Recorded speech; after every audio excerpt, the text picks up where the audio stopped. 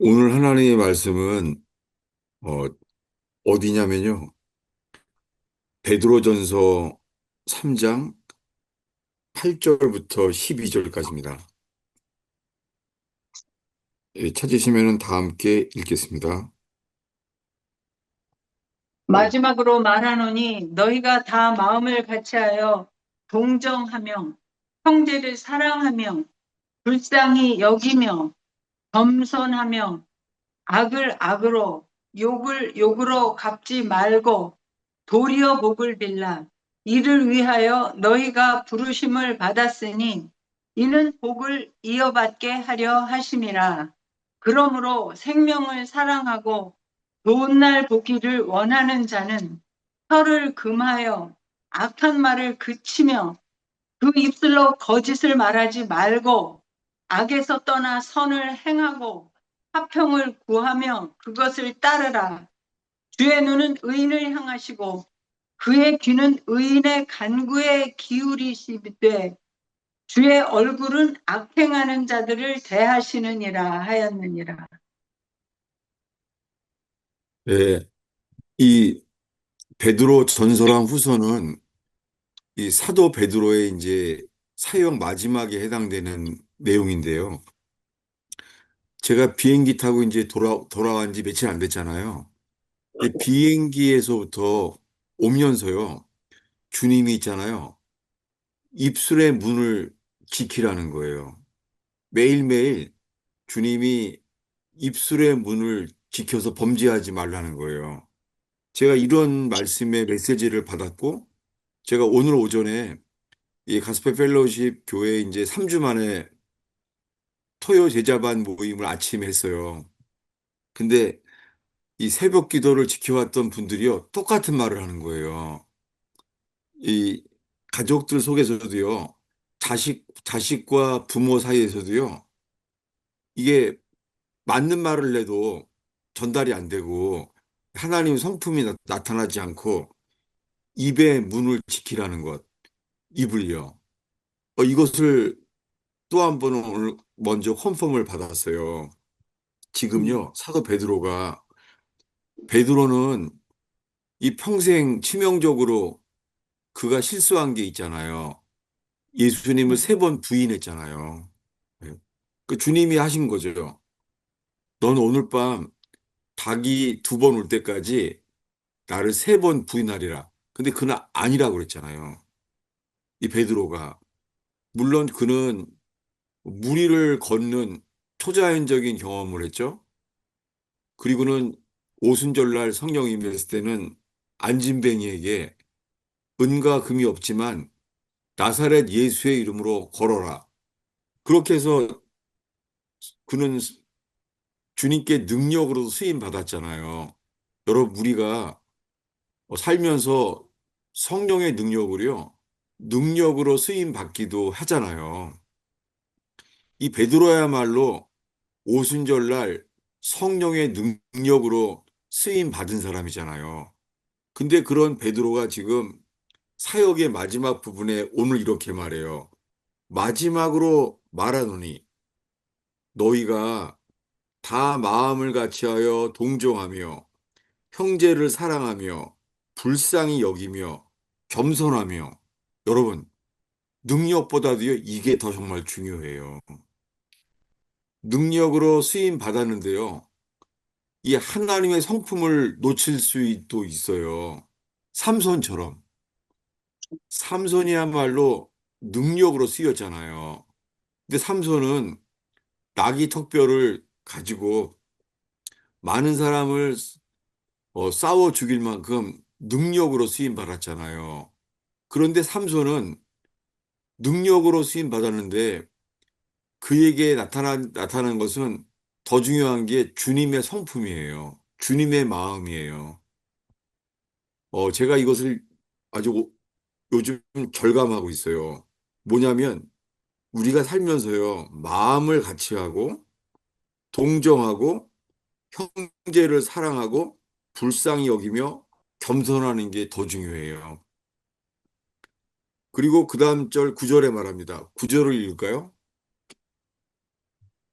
악을 악으로 욕을 욕으로 갚지 말고 도리어 복을 빌라. 이를 위하여 너희가 부르심을 받았으니 이는 복을 이어받게 하려 하심이라. 예, 거기서 악을 악으로, 욕을 욕으로 갚지 말고. 우리가 누가 욕을 하면 잘못하면 우리도 화를 내고 욕하게 되잖아요. 우리가 살면서요.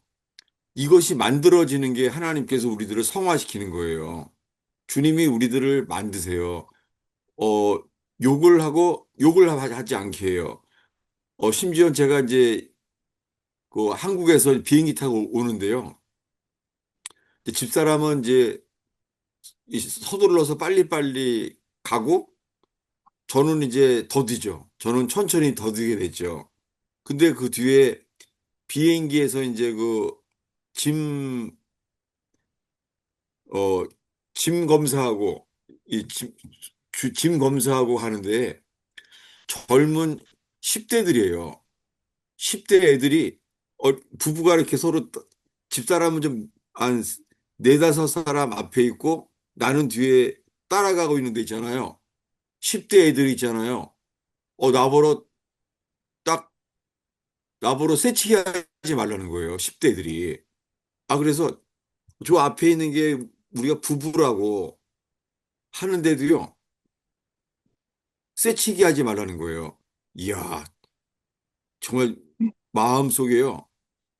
주님이 우리나라 10대들에 대해서 어, 배우라고 하는 것을 듣고 있는데 제가 들어온 것은 야, 나라가 정말 교육이 이렇게 망가지는구나. 사람이 거기 아무도 안 도와주는 거예요. 다 똑같이 생각하나 봐요.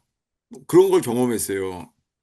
그래서 제가 뒤돌아갔죠. 다시. 예.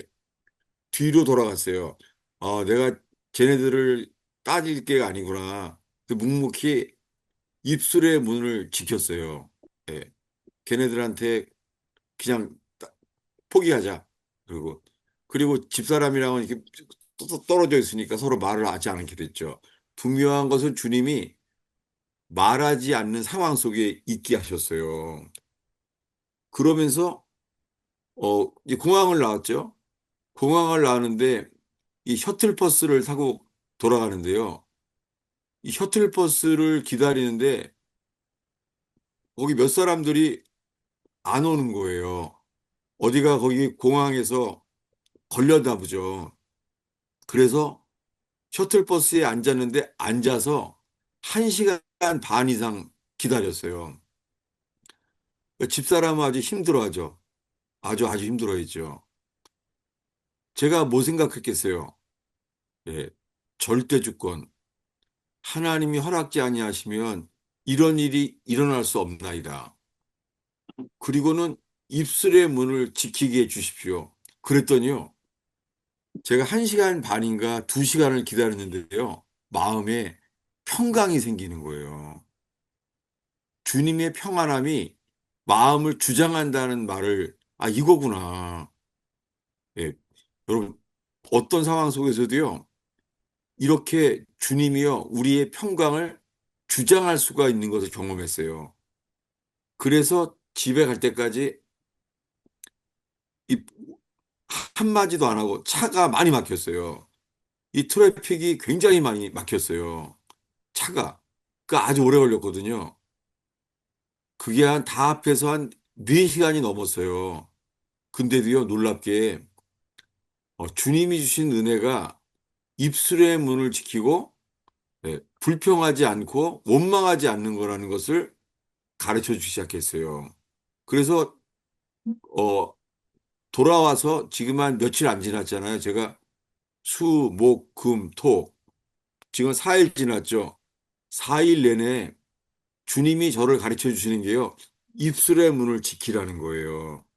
그런데 이 베드로전서 3장에요. 9절을 다시 한번 읽겠습니다. 읽습니다. 악을 악으로 욕을 욕으로 갚지 말고 도리어 복을 빌라. 이를 위하여 너희가 부르심을 받았으니 이는 복을 이어받게 하려 하심이라. 예, 제가 이게 떠올랐어요. 제가 24년 전에요. 이스라엘에서 미국에 와서요. 가스페 펠로우십 교회를 개척했을 때 있잖아요. 주보 앞에 이 말씀이 쓰여 있었어요. 주보 앞에. 뭐냐면 도리어 복을 빌라. 이를 위하여 너희가 부르심을 받았으니 이는 복을 이어받게 하려 함이라. 여러분, 이런 상황이 될 수 있잖아요. 제가 이 말씀을 가스펠 펠로우십을 개척했을 때 주보에다가 써놓은 것이 떠올랐어요. 뭐냐면 도리어 복을 빌라. 여러분, 어떤 사람들에 대해서 있잖아요. 원망과 섭섭함이 될 수 있는 사람들이 있잖아요. 예, 경우가 틀린 사람들이 있을 수 있잖아요. 여러분, 그럴 때요. 입술의 문을 먼저 지켜야 돼요. 아까워요. 입술의 문을 지키소서. 주님, 제 입에 파수꾼을 세워서 입술의 문을 지키게 해 주시옵소서. 이것을 지금 사도 베드로가 지금 말하고 있는 거예요. 이 사역의 마지막인데도요, 도리어 복을 빌라는 거예요. 너희가 이를 위하여 부르심을 받았으니 이는 복을 이어받게 하려 함이라. 이 말이요. 복을 이어받는데요. 이 표현. 복을 이어받는다는 게 무슨 말이에요? 복을 이어받게 한대요. 여러분, 우리가 살면서요, 이렇게 무리한 사람들을 만날 수 있잖아요. 살다가. 그런 사람들을 만날 때 우리가 하나님의 성품이 파괴돼요. 우리도 육신의 반응을 하게 돼요. 그래서 우리 속에 이스마엘과 같은 생명이 나올 수가 있잖아요. 그럴 때 우리는 제일 먼저 입술의 문을 지켜야 돼요. 그리고 욕을 욕으로 갚으면 안 되고 어떻게 해요? 도리어 복을 빌라. 주님이 이런 것을 우리에게요. 이런 상황을 주님이 허용하세요. 지금 베드로가 그런 걸 말하는 거예요.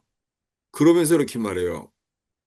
그러므로 10절 11절을 읽겠습니다.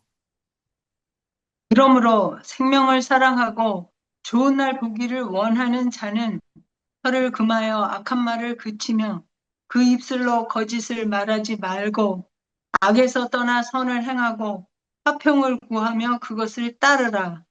예, 그러므로 하면서요. 놀랍게 이 사도 베드로가요. 시편을 인용하는 거예요. 시편을. 시편이 뭐냐면 그러므로 생명을 사랑하고 좋은 날 보기 원하는 자는 첫 번째가 뭐예요? 혀를 금하라는 거예요. 여러분, 우리가 살면서 생명을 사랑하고 좋은 날 보기를 원하는 자는 첫 번째가 뭐예요? 혀를 금해야 돼요. 어, 제가 주님이 이런 기회를 주신 거예요. 그, 그 공항 검색대에서 걸어가다가 그 10대 애들이 세네 명이서 왜 쇠치기 하냐는 거예요. 근데 정말 주님이 입술의 문을 지키게 주셨어요. 그러면서 이걸 왜 이런 상황을 주실까? 그러면서요, 여러분, 오늘 이 모임 가운데 들어온 분들이요, 자식들한테 뭔가 이렇게 권면의 말씀을 하려고 책망하려고 하는데 안 통할 수도 있어요. 주께서 먼저 있잖아요. 그 자식들의 잘못된 것을 고치려고 하는 것이 아니라 먼저 뭐예요? 혀를 금하고. 혀를 금하고 주님이 이 메시지를 주는 거 있죠. 그래서 오늘 오전에 토요 제자반에 가서 이 새벽 기도를 빠지지 않고 나오는 집사님 부부가 말을 하더라고요. 자기 아들이요. 그, 그 뭐죠?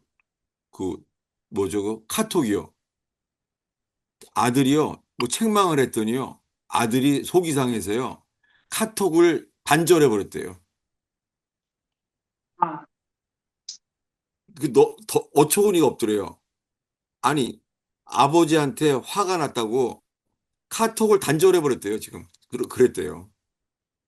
그러면서 얘기를 하더라고요. 오늘 이 말씀이 마음에 들어온대요. 먼저 혀를 그치고, 예, 혀를 금한다는 거예요. 그리고 악한 말을 그쳐야 돼요. 우리들은 자식한테 맞는 말이라고 하는데 아니에요. 주님 보시기에 악한 말을 대면 멈춰야 돼요. 그 입술을 금해야 돼요. 이게 들어오는 거 있죠. 그럼 봐봐요. 여기서요.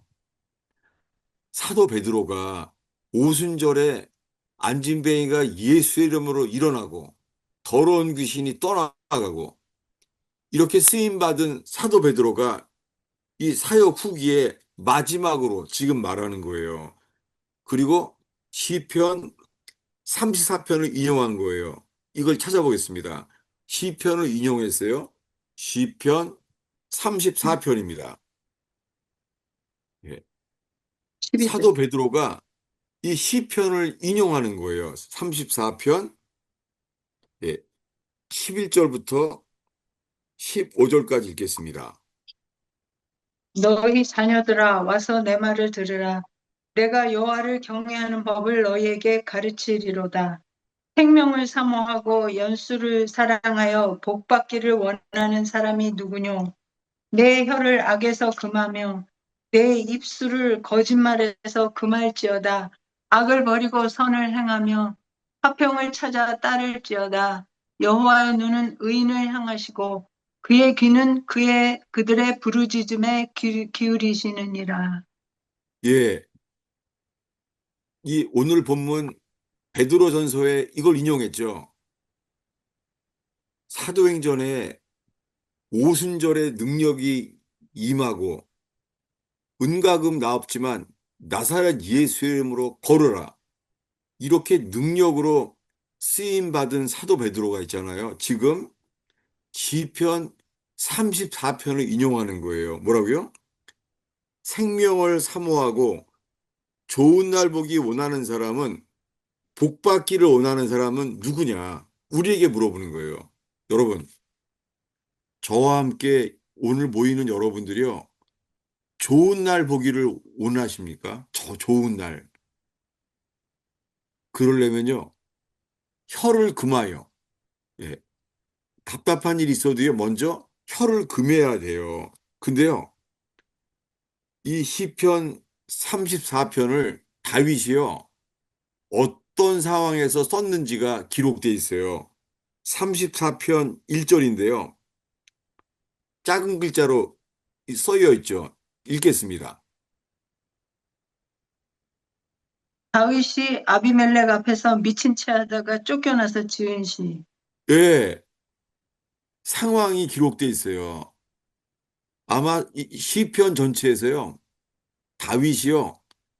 가장 위기일 때예요. 다윗이요. 아비멜렉 앞에서 미친 채 하다가 쫓겨나서 지은 시예요. 예. 상황이 얼마나 어렵냐면요. 다윗이 미친 채 하게 된 거예요. 이때 지금 다윗이 미친 채 하고 있어요. 그래서 이 상황인데요. 이 상황을 먼저 읽어볼게요. 어디냐면은 이 시편 34편에 해당되는 상황이에요. 사무엘상 21장 13절입니다. 찾아보겠습니다.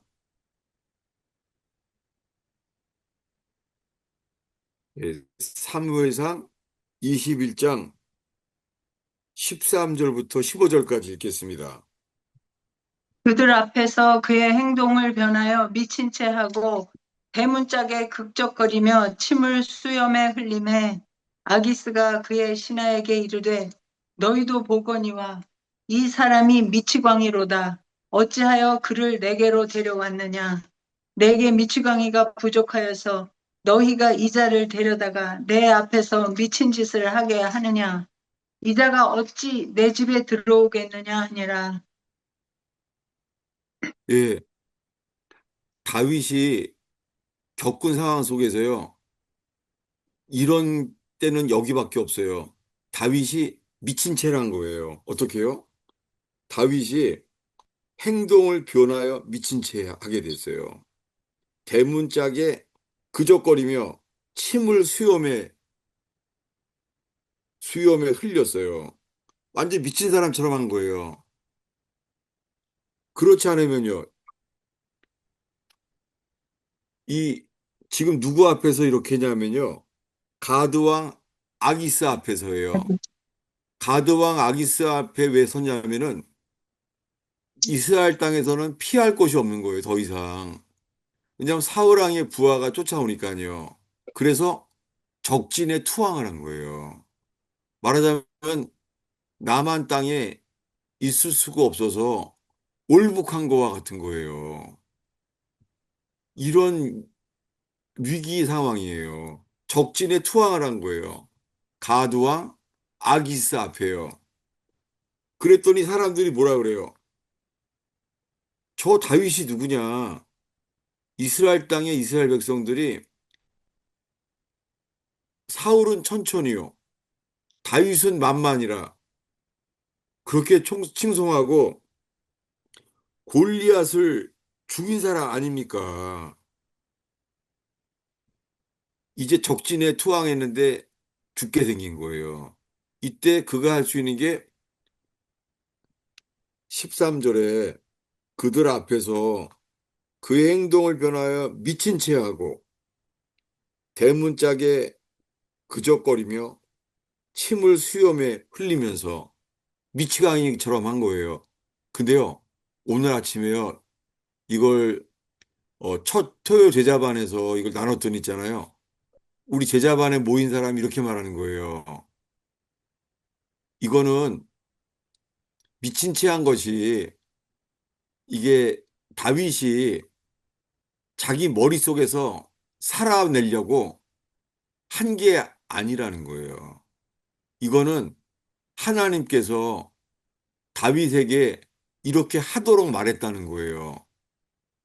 그러면서 이게 그 새벽 기도를 생방송을 만들어주고 있는 집사님이 해준 말이에요. 제가 아멘이라 그랬어요.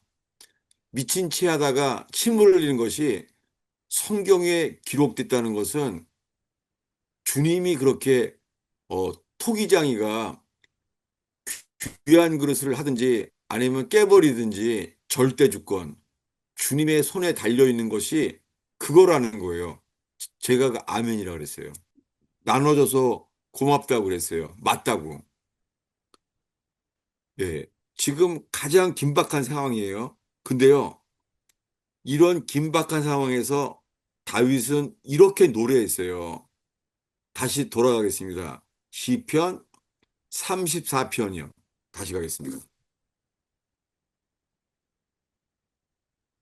예, 작은 글자부터 읽겠습니다.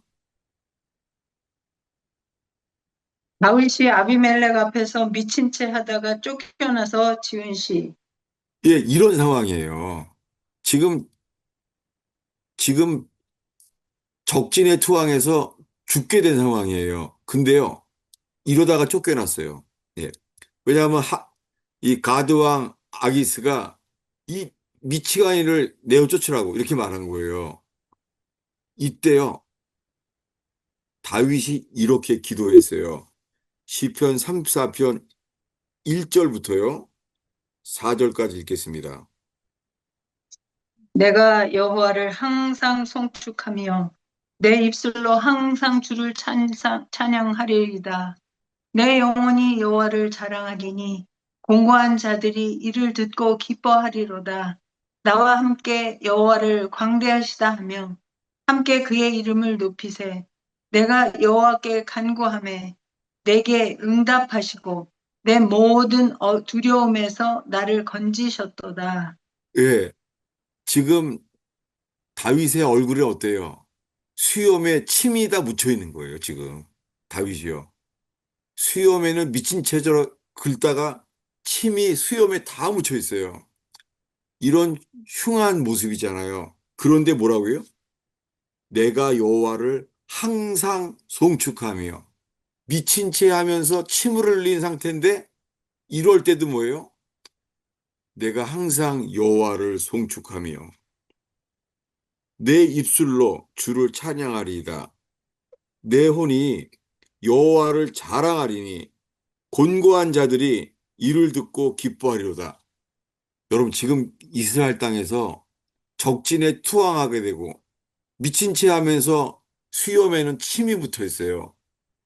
이런 상황 속에서도요, 곤고한 자가 이를 듣고, 아니, 지금 다윗보다도 곤고한 사람이 어디 있어요? 이스라엘 땅에. 근데 누구 생각해요? 내가 이렇게 추한 모습으로 수염에다가 침을 흘리고 이런 상태에서도 주를 축복하고 찬송한다는 거예요. 이것을 보고 곤고한 자들이 이를 듣고 기뻐하게 된다는 거예요. 다윗은 이 상황 속에서도요. 곤고한 사람들이 내 찬양을 듣고 그 사람들도 힘을 얻게 된다는 거예요. 지금 자기 코가 석자인데 남 생각하고 있는 거예요. 여러분, 이것이 주님의 향기 나는 삶이에요. 이것을 제가 3박 4일 동안 공항에서부터 매일매일 주님이 저에게 주시는 메시지가 이거예요. 입을 파수꾼을 세우고 입에서요, 입술의 열매를 지키라는 거예요. 이거 3일 동안 주님이 너무 강력하게 주셨어요. 기억나세요? 제가 지난 1월 달에 뇌경색으로 쓰러진 다음에 돌아왔을 때는요, 일주일 내내 시험에 들게 하지 마옵시며, 시험에 빠지지 않게 하옵소서, 시험에 대한 말을 6일 동안 가르쳤던 기억이 나요, 제가. 근데 이번에는 공항서부터 오늘까지 있잖아요. 주님이 주시는 말씀이 입의 문을 지키라는 거예요. 입에. 어떤 자에게요? 이제 정리하겠습니다. 오늘 나눌 말씀은 이거예요. 어디냐면은 베드로전서 3장이죠. 예. 제가 가스펠 펠로우십 교회 주일 설교 제목이 이거예요. 예. 베드로전서 3장, 예. 3장 8절부터 10절까지 다시 한번 읽겠습니다.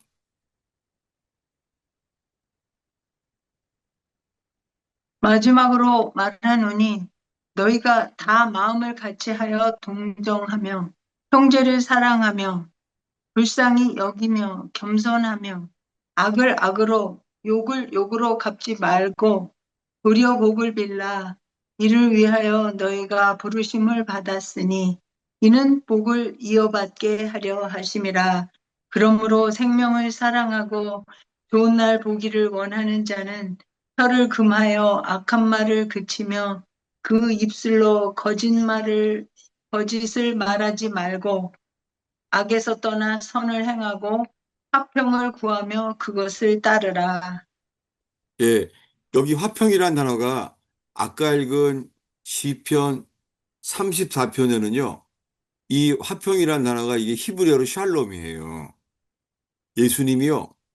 부활하셔서 하신 첫 마디가 뭐였는지 기억나요?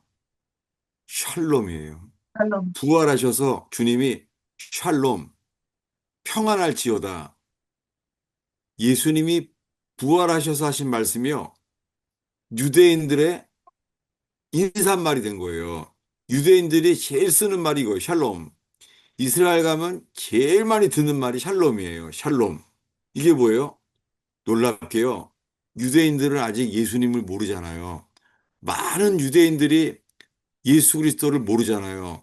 그런데 예수님이 부활하셔서 하신 말씀, 평안할지어다. 이게 샬롬이에요.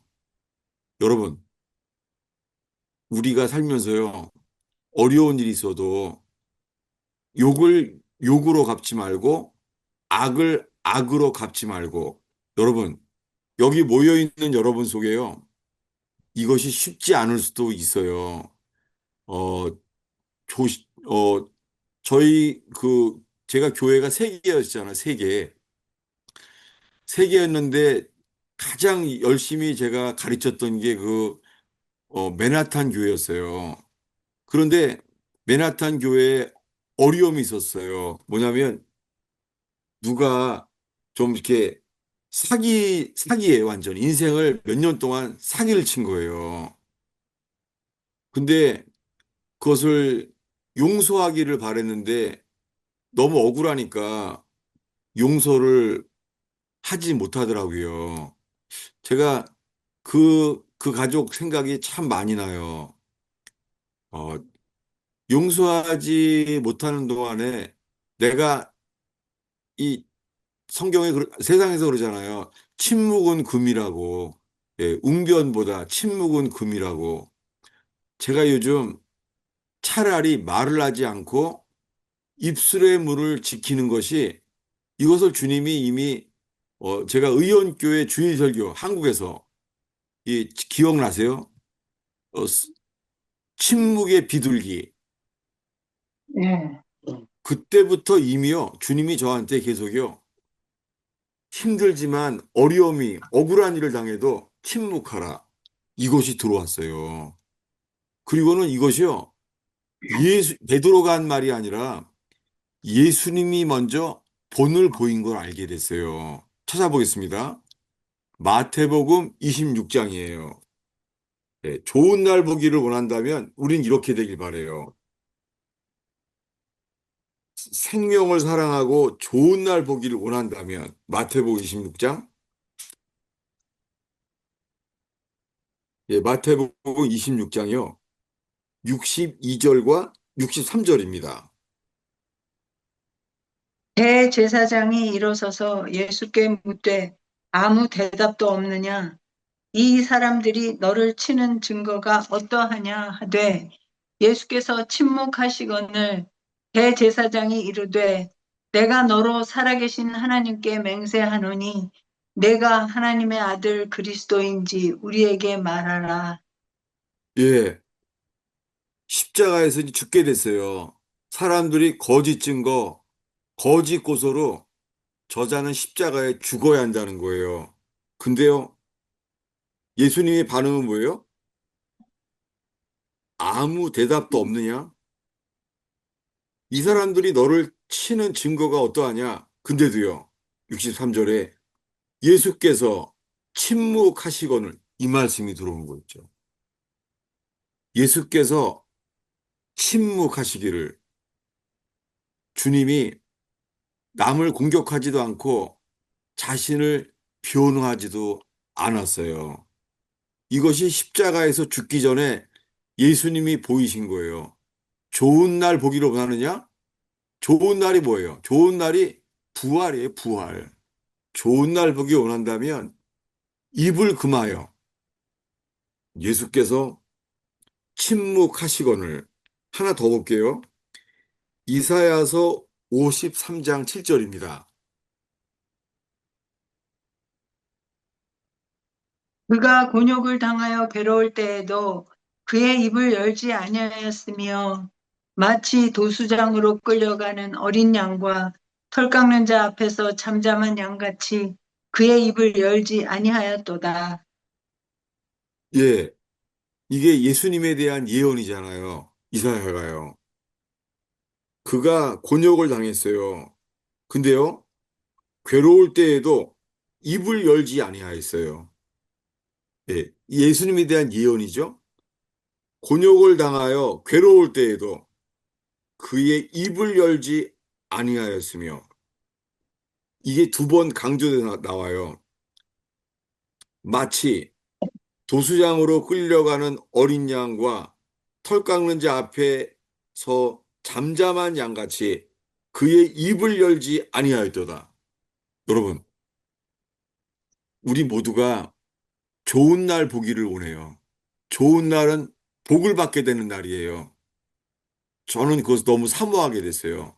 하나님, 제가 좋은 날 보기 원합니다.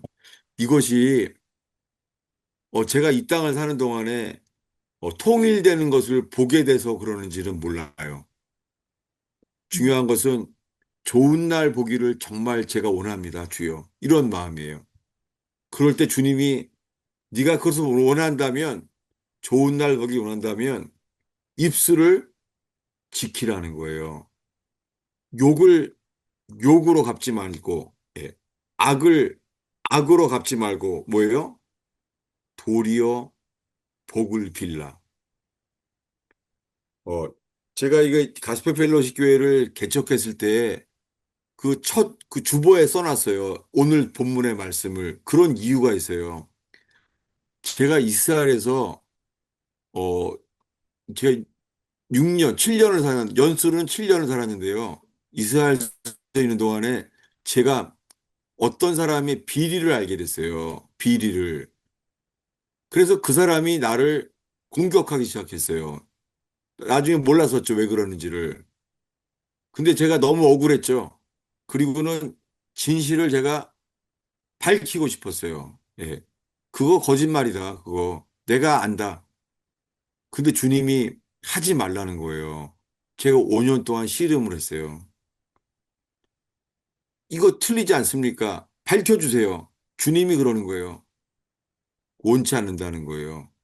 이렇게 5년 동안 씨름을 했는데, 아, 이 모든 게 주님이 저를 만드시려고 한 것을 알게 됐어요. 5년 만에.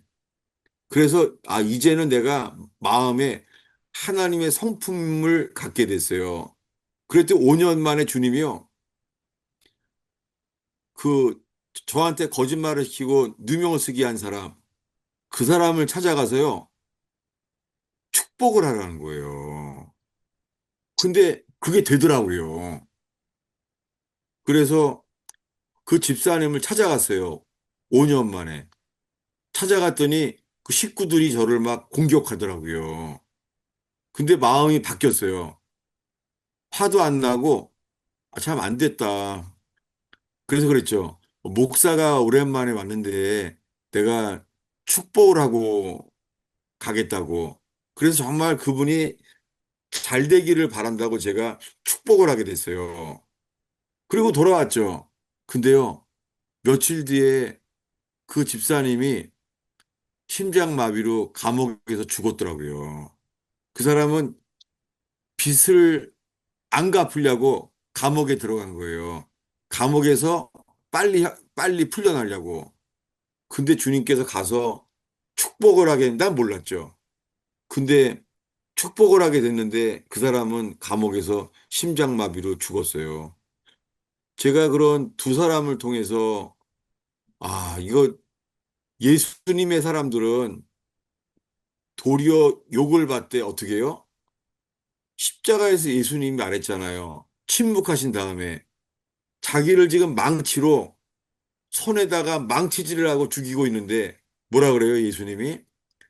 아버지여, 저들은 무슨 짓을 하는지 모릅니다.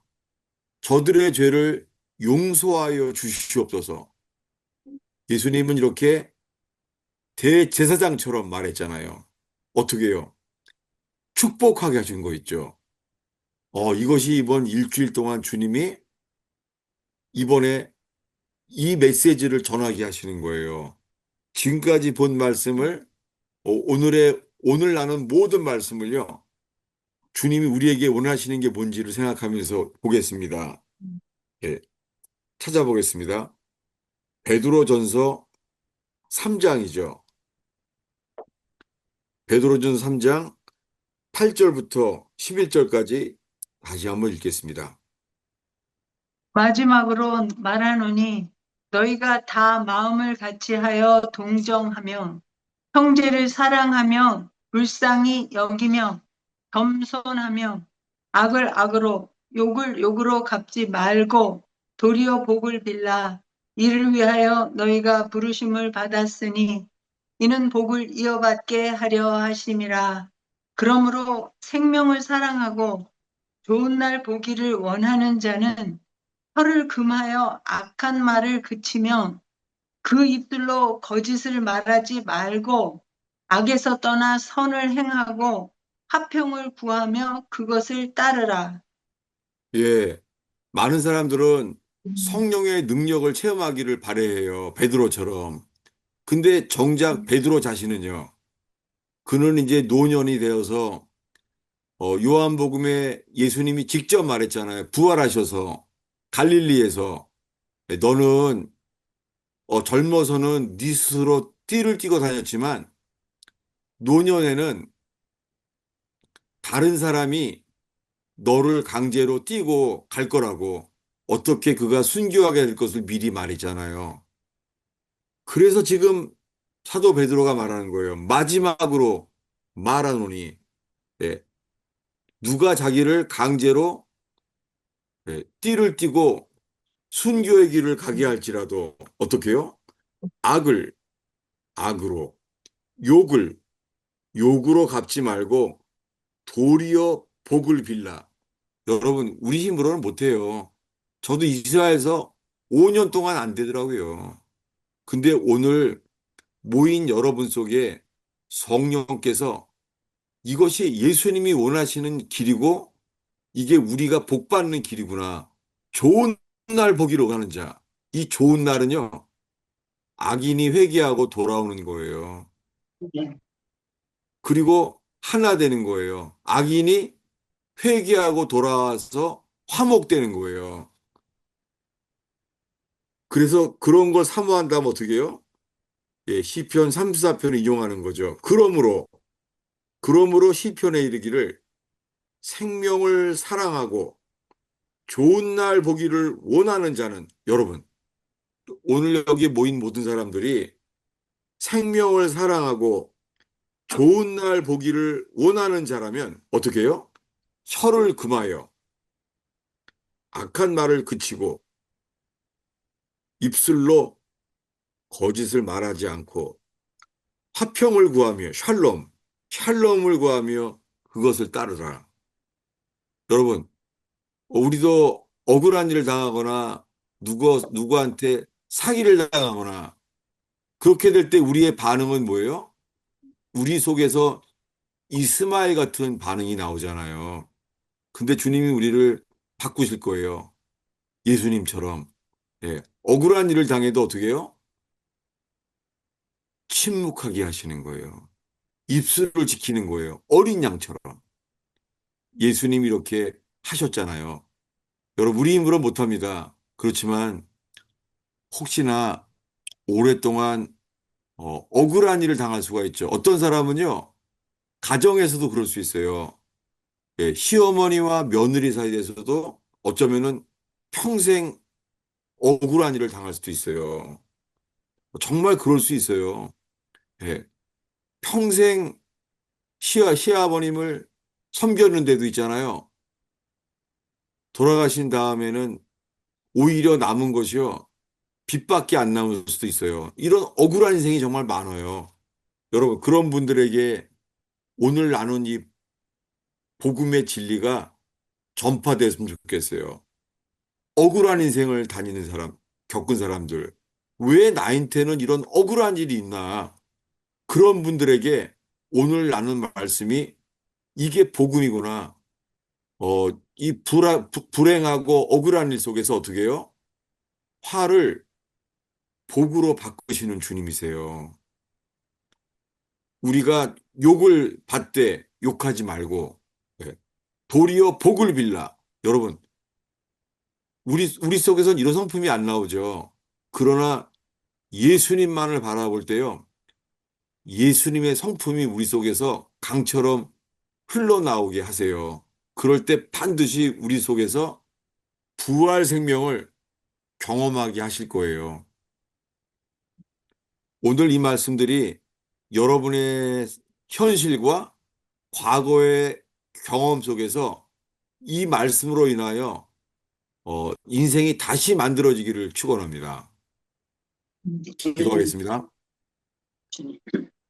예수님, 오늘 우리가 십자가의 주님 앞에 섰습니다.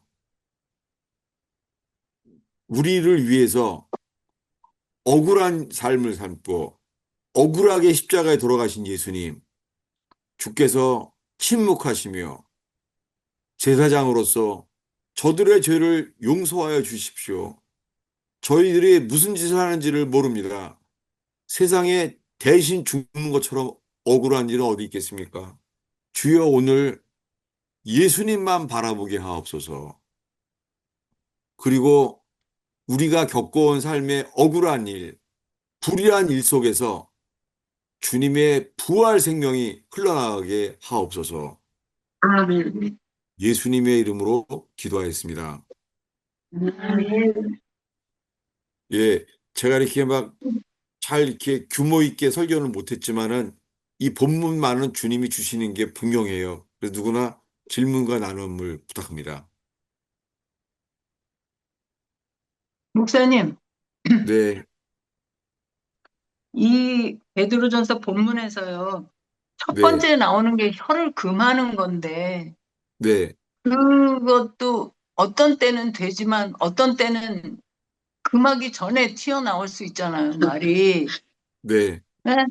그런데 그것도 그 야고보서에 뭐 그 진짜 말씀도 있고 해서 그렇게 하고 싶지만 우리가 그러니까 벌써 튀어나올 때가 있잖아요. 예. 네, 그런 거는 왜 그렇게 벌써 뭐 기도가 부족해서 그러나 뭐 벌써 튀어나오는 거는 왜 그러면 네. 그 다음에 그게 그렇게 되는 이유가 우리가 그거를 알아야 그거를 예, 준비할 수 있을 것 같은데 깨어있지 않아서 그래요? 아유, 홍 권사님 진짜 감사해요. 왜냐하면 제가 빼먹었는데 제가 잠을 자다가요. 이 말씀을 주님이 열어주셨어요. 지금 언급해 주신 거예요. 야고보서입니다. 보겠습니다. 아멘이에요. 네. 야고보서예요. 야고보서에 어디냐면요. 야고보서 3장 1절부터요. 어, 8절까지예요. 읽겠습니다. 내 형제들아, 너희는 선생된 우리가 더 큰 심판을 받을 줄 알고 선생이 많이 되지 말라. 우리가 다 실수가 많으니 만일 말에 실수가 없는 자라면 곧 온전한 사람이라 능히 온 몸도 굴레 씌우리라. 우리가 말들의 입에 재갈 물리는 것은 우리에게 순종하게 하려고 그 온 몸을 제어하는 것이라. 또 배를 보라.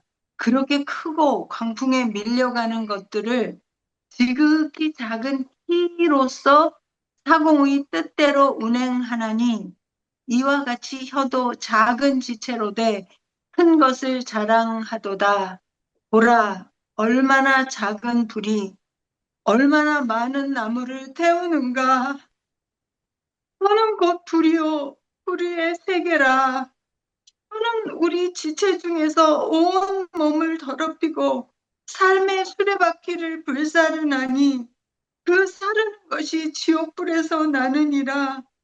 여러 종류의 짐승과 새와 벌레와 바다의 생물은 다 사람이 길들일 수 있고 길들여 왔거니와 하는 능히 길들일 사람이 없나니 쉬지 아니하는 악이요 죽이는 독이 가득한 것이라. 예. 제가 이 말씀을 주님이 있잖아요. 꿈 중에 이거를 보게 하신 거 있죠. 깜짝 놀랐어요. 이 혀는 큰 배에, 큰 배를 조그만 키가 큰 배를 움직이잖아요. 그것처럼 우리 몸 중에 혀가 작은 지체로 돼 큰 것을 자랑하도다. 혀가요. 이 혀는 다스려질 수가 않는다는 거잖아요. 혀는 불의의 세계래요. 혀는 불의의 세계예요. 그 혀가 온몸을 더럽히고 삶의 수레바퀴를 불사르나니 사르는 것이 지옥불에서 나느니라. 혀는 능히 길들일 사람이 없대잖아요. 우리가 못하죠. 절대 못하죠. 근데요, 주님이 우리에게 이 혀로 10절에 보면은 한 입에서 찬송과 저주가 나오는도다. 형제들아 이것이 마땅하지 아니하니라. 샘이 한 구멍으로 어찌 단물과 쓴물이 나겠느냐. 이게 우리 혀잖아요. 여러분, 이 혀가 지옥불에서 나오기 때문에 우리의 무엇보다도 우리의 입술의 문을 지켜야 돼요. 파수꾼을 세워달라고 기도해야 돼요. 저는 작은 일이지만은 입술의 문을 지키니까요. 평강이 내 마음을 주관하는 것을 경험했어요. 정말 그치? 피곤했었거든요. 빨리 집에 돌아가고 싶은 생각밖에 없는데 셔틀버스에서 그냥 1시간 반을 기다리는데 언제 올지도 모르고 10분, 20분 하다가 1시간 반을 기다렸거든요. 근데 입술의 문을 지키니까요. 평강이 나를 주관하는 것을 좀 경험하게 됐어요. 그리고는 3박 4일 동안 지금 이 야고보서 말씀과 함께요. 입술의 문을 지키라는 것. 이게 들어왔는데 까먹었다가 홍 권사님이 지금 야고보서라고 말하고 나니까 떠오른 거 있죠. 얼마나 감사한지. 제가 잊어버렸네요. 주님께서 우리에게요. 이 입술의 문을 지킬 때요. 평화를 지켜주세요. 예. 불안한 상황 속에서도요. 평강이 우리를 주관하게 하세요. 아니, 나눠줘서 감사해요.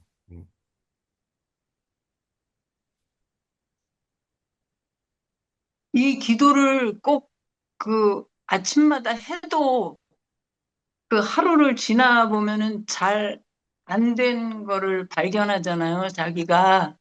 그거는 네. 기도가 부족해서 그래요. 이게 아침마다가 아니라요. 이거는 음, 혀는 우리가 어느 누구도 길들일 수 없다는 거잖아요. 선언. 야고보서가, 사도 야고보가요. 혀는 네. 능히 길들일 자가 없다는 거예요. 불가능한 것을 알 때에 우리의 기도가 이렇게 바뀌죠. 뭐냐면 우리 입에 파수꾼을 세우시옵소서 기도로 바뀌는 거죠. 사실은 제가요 이거 그 제가 작년인가 성자산에 설교할 때요. 제게 좀 시험이 있었어요. 기억이 나요. 왜냐하면은 제가 설교자인데도 제가 좀 화가 나고 제가 뭔가 말하려고 했던 순간이 있었어요. 그 정말 주님께서 있잖아요. 제 입술에다가요. 파수꾼을 세우시더라고요. 그치. 그래서 뭘 알았냐면요. 그때 제가 이빨이 아팠어요. 얼만큼 음, 아팠냐면은 이 김치도 있잖아. 씹을 수가 없는 거예요. 그래서 오복 중에 이 이빨이 아프지 않은 게 진짜 복이라는 걸 알았죠. 그래서 설교도 할 수 없을 만큼 이빨이 굉장히 아팠어요. 근데요, 그 이빨이 아파서 알게 된 게요. 아, 주님이 제가 설교할 때 입을 지키라고 하시는구나. 말을 함부로 하지 않게 하시는구나. 오히려요, 그 치통 때문에 주님이 메시지를 주신 거예요. 목사라고 함부로 말하면 안 된다. 그 귀한 교훈을 그때 성자산에서 얻었던 기억이 나요. 무엇보다 지켜야 될 게 뭐예요? 우리 입술의 문을 지켜야 돼요. 무엇보다도 먼저. 그리고 이번에 돌아오자마자 공항서부터 오늘에 이르기까지 입술의 문을 지켜야 된다는 것. 예를 들면요. 저희 집사람은 원칙주의자거든요. SJ. 저는 MBTI 검사에 전 ENFP예요. Intuitive Feeler. 그러니까 저는 사실은 그 시간 정해서 하는 걸 힘들어해요. 근데 우리 집사람은 아주 원칙대로 해요. 그러니까는 제가 혈압 때문에 쓰러졌다고 있잖아요. 소금도 너무 싱겁게 해줘요. 되게 힘들어요. 아주 맛없게만 먹여줘요. 그러다가 이번에 제가 뇌경색으로 쓰러졌잖아요. 그게 우리 집사람은 커피를 먹어서 그렇다는 거예요. 그래서 그때부터 저는요, 커피도 못 먹게 만들었어요. 제가 커피 엄청 좋아하거든요. 제가 커피를 얼만큼 좋아하냐면요. 야, 주님이 재림할 때까지 커피를 이길 만한 차가 있을까요, 주님? 이 정도로 좋아하거든요. 근데 우리 집사람이 커피도 못 먹게 만들었어요. 아니, 커피도 못 먹게 하죠. 너무너무 힘들어요. 근데 이런 어려움 속에서요. 저는 지금 하나님 제 입술의 문을 지키게 해 주시옵소서. 저 식탁에서도 그러고 있어요. 그 주님이 저를 이렇게 만드시는 기회가 되고 있죠. 감사하게. 아멘. 아멘. 예, 누구든지 간증이나 나눌 게 있으면은 더 질문이 있으면 좋겠어요. 왜냐하면 나누다 보면은 정말 빼먹은 것들을 주님이 알게 하시더라고요. 아, 제가 나눌 게 있네. 뭐냐면은 그 의원교회에 그 장로님 부부가 이제 억울한 일을 당했잖아요. 그 의원교회를 세운 그 장로님은 원래 직업이 그 서울중앙지검 검찰 수사관이에요. 2, 30년 동안 검찰 수사관을 했었고, 그 같은 사무실에서 일한 사람들이 윤석열 대통령이랑 같은 사무실에서 일을 했더라고요. 근데 이분이 억울하게 무고죄로 10달 동안 감옥에 갔었잖아요. 처음에는 억울해서요, 그냥 눈이요, 서슬이 시퍼렇게 막 화를 막 냈었어요. 억울해서 그럴 수밖에 없죠. 감옥 갔으니까. 근데요, 제가 계속 나누게 됐죠. 제가 2번 감옥에 가서 접견했죠. 왜냐하면은 이젠 죄수복을 입었어요. 그래서 제가 그분들에게 이 말씀을 전했어요. 찾아보겠습니다. 고린도 전서 10장입니다. 고린도 후서 10장이네요. 고린도 후서. 예, 예. 그 억울하게 감옥에 가서요, 파면당했어요. 그 정년퇴직 2달 전에 감옥에서 파면당했어요. 무고죄로. 아니, 감옥 간 것도 억울하고 무고죄로 있는 것도 억울한데 파면까지 당했으니 어떻겠어요? 제가 이 말씀만 전했어요. 어디냐면 고린도후서 10장 4, 5절입니다. 4절 6절까지입니다. 읽겠습니다. 우리의 싸우는 무기는 육신에 속한 것이 아니요 오직 어떤 견고한 진도 무너뜨리는 하나님의 능력이라. 모든 이론을 무너뜨리고요, 하나님 아는 것을 대적하여 높아진 것을 다 무너뜨리고 모든 생각을 사로잡아 그리스도에게 복종하게 하니 너희의 복종이 온전하게 될 때에 모든 복종하지 않은 것을 벌하려고 준비하는 중에 있노라. 예, 억울한 일을 당해도 있잖아요. 어떻게 해요? 너희의 복종이 온전히 될 때에 모든 복종치 않는 것을 벌하려고 준비하는 중에 있노라. 이번에 그 장로님이 그렇게 얘기하더라고요. 아니, 윤석열 대통령도 감옥에 가는 판인데 똑같은 케이스래요. 대통령도 감옥에 있는데 자기가 무죄로 풀려났다는 거예요. 이거는 있을 수 없는 일이래요. 여러분, 이게 사실이에요. 뭐냐면요, 우리의 싸움은 혈과 육에 대한 게 아니에요. 우리들은 억울한 일을 당해도 어떻게 해요? 모든 생각을 사로잡아 그리스도께 복종케 하는 거예요. 나부터. 그렇게 하면요, 6절에 너희의 복종이 온전하게 될 때에 모든 복종치 않는 것을 벌하려고 준비하는 중에 있노라. 우리의 복종이 온전하게 되면은요, 다른 복종하지 않은 것을 주님이 버려요. 정말 이렇게 해서 그 장로님 부부가 감옥에서 10달 만에 무죄로 풀려나게 되었어요. 근데 풀려난 다음에서 보니까는요, 이거는 불가능하대요. 그러다가 얼마 전에요, 이영돈 PD가 만든 영화를 보게 됐대요. 근데 그 영화를 보다가 또 알게 됐대요. 이것은 불가능한 일인데 이것이 풀려났다는 것을 알게 됐대요. 여러분, 이게 진리예요.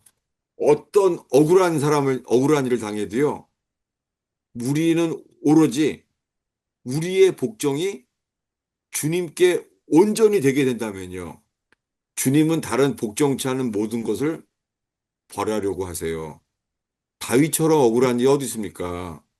근데 어떻게 해요? 다윗이 시편으로 주님께만 집중하면서요, 다윗의 복종이 온전히 될 때에 모든 복종치 않는 사울왕에 대한 것을 주님이 벌하신 거예요.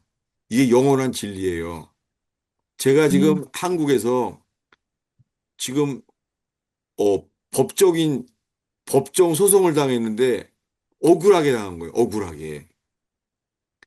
그리고 장로님도 그런 케이스예요. 이길 수가 없는 거예요. 그때 이 말씀을 전했어요.